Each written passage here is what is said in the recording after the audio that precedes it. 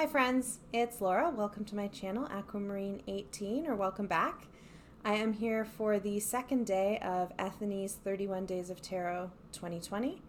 I'm actually also here physically in this seat filming for the third day, tomorrow's prompts as well. You will see the same vest because I'm gonna film these two together. So this is the first of several of the prompts over the month that invite us to list our top or favorite, of one sort or another. And today's is the top 5 tarot decks of 2019, our top 5 tarot decks of 2019. You will know if you watch my channel that whenever I'm given a prompt like this or a tag like this, I have a propensity to cheat and include more than I am supposed to. Who cares about rules? But this time I have stuck within the bounds of the tag, and I'm going to only share 5 decks. And in picking my top 5 decks of 2019, we were invited to define that how we wanted, and I've chosen to share 5 decks that I added to my collection in 2019. So quite a few of these decks have been out longer than a year. They weren't necessarily released in 2019. In fact, I'm actually not sure any of them were. I think none of them were. But they're decks that I added to my collection in 2019.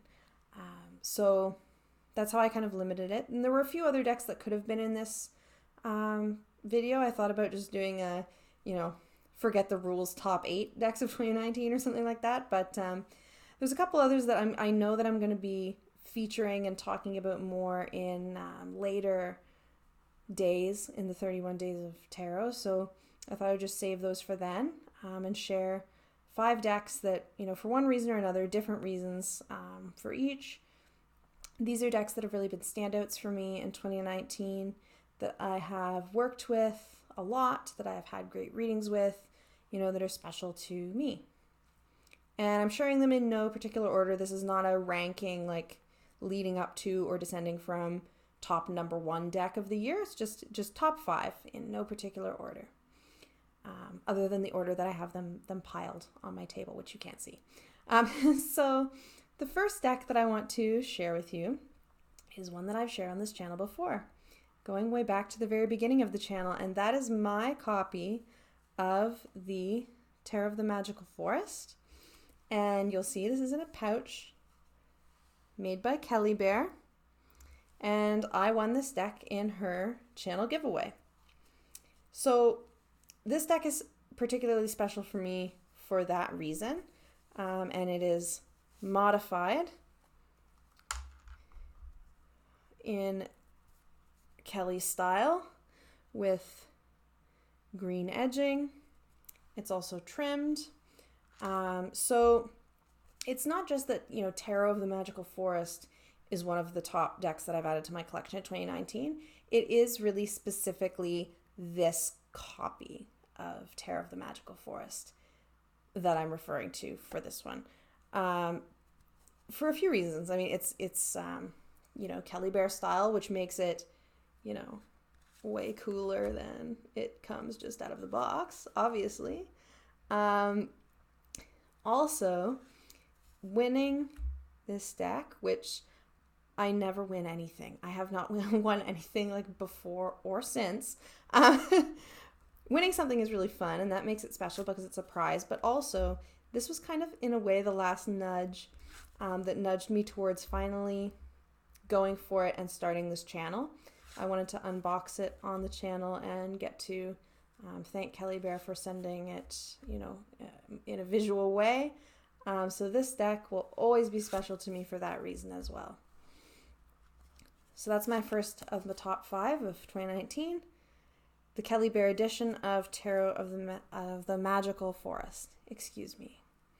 The second deck I want to show kind of changed this entire video for me because I thought I had bought it in 2018, but then I looked back and realized I'd actually bought it in early January 2019. So I had to include it on this list. because it's such a top deck for me that I couldn't not include it. So that deck is the Next World Tarot by Cristy C. Road, and I have the Silver Sprocket mass market edition. So it's been out definitely prior to 2019, because there was an indie edition before the mass market edition. And this deck just, I didn't know that I would love this deck as much as I do. I knew that I loved Cristy C. Road's artwork, but this deck is like simultaneously futuristic and familiar to me in ways that are really interesting. I can see myself and my community and the people that I love, in this deck, having like a Crass tattoo, the punk band Crass, which is a favorite of mine, for example. There are copies of books depicted in this deck that are books that I've read or have taught. There are keywords in this deck, which is not a favorite. I don't use them, and I have thought about chopping them off, but I haven't. But there's a pocket version of this coming out at some point, so we'll see about that. I love the diversity in this deck in, every respect. This deck is, diverse in terms of body size and, gender expression and sexuality and ethnicity and age in really wonderful ways. It's a very political deck for sure, which I love. Like I'm all about this. And this deck is one that can read in some ways, like quite literally for me, interestingly enough. I could go on about this deck for a very long time, but suffice to say that it is definitely a top 5 for me. In 2019, certainly, quite possibly just a top 5 in general. I really, really love this deck. It's really a special deck for me, and I work with it often. The third deck that I chose is a deck that I acquired much more recently in this year. And I bought this deck at the Hermit's Lamp Metaphysical Shop in Toronto. And that one is the Luminous Void Tarot, created by Zuspan. And this deck is certainly the first and only deck that I've ever worked with of this shape. Folks will probably be familiar with this amazing kind of elongated oval, metallic backs. That does interesting things to the film lighting, with this kind of matte gold edging, and it's a watercolor style. When I first saw imagery of this deck online, I wasn't sure necessarily about it. There are some things about it that struck me as a little bit creepy or odd. I love this Empress. This is like one of my favorite Empresses, actually. But they had a copy at the Hermit's Lamp open, so I got to play with it and feel the cardstock and see the colors in person. And the colors, like, you really can't do justice to this deck on a film, I don't think. And it's just so quirky and different. And I've had really, really excellent readings with it. It's one that I really like to work with. I like to just hold this deck and shuffle it. And it's very unique in my deck collection as well. So, and I always love a trip to the Hermit's Lamp. If you're ever in Toronto, and you haven't been there before, or if you have been there before, because then you know how good it is. If you're ever in Toronto, check out the Hermit's Lamp or search the Hermit's Lamp. online and you can find them. So, Luminous Void Tarot. There it is, created by Zuspan. That's my third of my top 5 decks that joined my collection in 2019. Next, fourth. This is a deck. I'm just doing some rearranging here. The fourth deck I want to talk about also did not come out in 2019. That's for sure. This was a Kickstarter deck. I had no clue existed. I didn't back it or anything like that. But I learned about this deck from a fellow tarot YouTube content creator, Corvin Green, who showed it on their channel, and I sought it out immediately. And that's the Tarot of the North Atlantic, and it is by Lee Thomson. It is now available as a Make Playing Cards deck, and you get this custom 2-part box with it. And on Lee Thomson's website, which you can find just by searching Lee Thomson Artist, and I'll post all the creators' names in the box. So it's a Make Playing Cards deck, and you can find it, and you can find on Lee Thomson's website a little PDF guidebook for it. This deck, I don't usually just see a deck for 5 seconds and then order it, but this deck is just so up my alley in so many ways that I knew that it would join my collection. I also, I had to include a pip deck, in this video because I do like working with pip decks. And this deck, Tarot of the North Atlantic, is made with stitching. So I hope this will pick up. But those are all stitches that form the texture in the water there. And so this is the suit of stones, which is earth. So you can see these are stones, actually sewn to a piece of fabric to make this this incredible image. And I am a Pisces. I love, all things watery. We will see this theme return in my oracle decks. A little spoiler for tomorrow. I also do sewing and cross stitch. So in terms of the medium, I really appreciate the immense amount of work that goes into something like this. And just the aesthetic, the aesthetic of this deck really works for me. And in the little guidebook that the artist has on the website, it talks about the specific species being chosen for particular reasons. So this deck has stones for earth.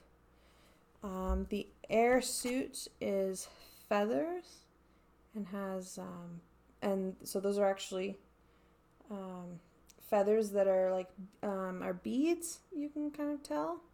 It's very textured and textural looking, which is another thing that I love. So yeah, feathers is air. Water, fittingly, is shells. And bones is the fire suit. There's our bones. I just think that this deck is so aesthetically me, and I love the style of this deck so much. I don't think I have ever more quickly gone from seeing a deck for the first time ever to sticking it in the cart. It's on its way to me right away. So thank you, if you're watching, to Corvin Green for sharing this deck, because I have truly fallen in love. I don't love the Make Playing Card stock, if I'm honest. It's a bit thin. So that's not my favorite, but really this deck is a favorite in my collection. I never would have come across it if I didn't see it on the Tarot Tube. So that is Tarot of the North Atlantic, again by Lee Thomson. And that's my fourth of my top 5. Again, not fourth in any particular order, just shared with you all fourth. And the fifth and final one, which I have mentioned on this channel before. You may recognize the colorful bag that I made for it. It's made out of stretchy swimsuit fabric because it was the brightest that I could find. And that, oh, perfect card on the top. That is the Numinous Tarot, created by Noel Heimpel. Again, I'm sure this deck did not come out in 2019. I, for some still unbeknownst to me reason, did not get this deck when it came out right away. And I think some, you know, I don't always resonate with really contemporary decks, and there are some images in you know, the deck that are very contemporary. Right? We have a fashion show, for example. But this deck is so inclusive, and it feels fresh and youthful and exuberant. I think that the renaming of the suits, like vials for cups, for example, is quite successful, which I don't always think is the case. I love Noel's artwork. This is another deck, you know, like the Next World, that I can find people that I know and love in my real life in this deck. I can find places that I've been in this deck. I can find myself in this deck. I can find my relationships in this deck. And it's not, I mean, in some ways, style-wise, it's really like unlike anything else in my collection. It's a kind of style of artwork that is not necessarily the one that I gravitate to immediately, a more kind of cartoon illustration kind of style or graphic novel illustration style. But it's like the energy of this deck is so awesome. Working with this deck feels really supportive. I just like holding the deck. I like shuffling it. I like looking at it. Also, the guidebook for this deck is amazing. Again, not something I say often, or even about, definitely like not even about all of the decks in this top 5 would I say that, but Noel's guidebook is really special. And I really am glad to have it. And I picked up some really sweet stickers from Noel when I ordered this deck. I love this Wheel of Fortune card. Also not a thing I say often. I feel like I'm not alone in that one. I feel like a lot of people say, oh, I don't usually like Wheels of Fortune, but I like that one. So yeah, this is the Numinous Tarot by Noel Heimpel. Another deck that I don't know why I waited, you know, as long as I did to acquire, but which joined my collection in 2019. I'm so glad that it did, and is one of my top 5s of 2019. So that's all 5, since I've decided to follow the parameters of the prompt this time. So that's them, top 5. I'm eager to see what everyone else's top 5 tarot decks of 2019 are, as well as how everyone else kind of chose to draw the parameters around this question. I'm curious if some folks will pick, for example, only decks that were released for the first time in 2019, perhaps. So I'm really keen to see what others chose, and I'll be watching your videos. If you don't happen to make videos, but you want to get in on the conversation and share what your top few decks of 2019 are, do feel free to leave a comment in below, or if you have any of the decks that I've mentioned and you like working with them also, do let me know. I love chatting in the comments. So I'm going to film another video right now, but you won't see it till tomorrow on the top 5 Oracle decks. So I'll see you back here, same time, same place, but tomorrow for top 5 Oracle decks. Thank you so much for watching, and have a great day. Bye.